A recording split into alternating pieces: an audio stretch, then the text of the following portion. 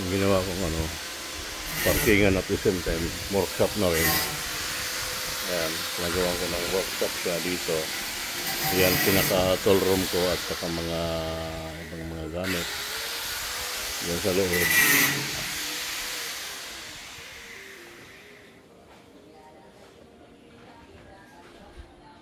Ito maluwag to, dalawang sasakyan kasya.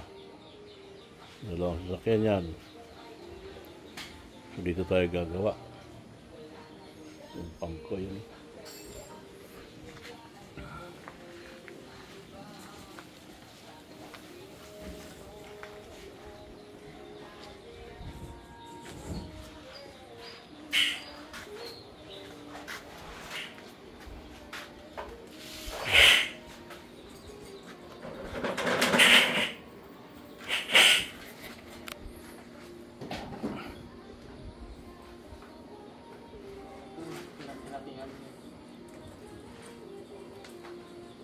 Kabit sila ng kisame. Tool room. May insulation para hindi mainit masyado.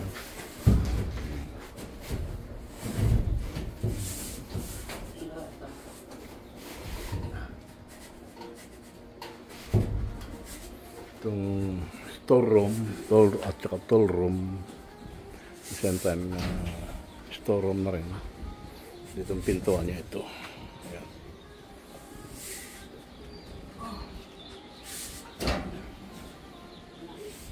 Dalawang sasakyan ng kasya, okay na yan.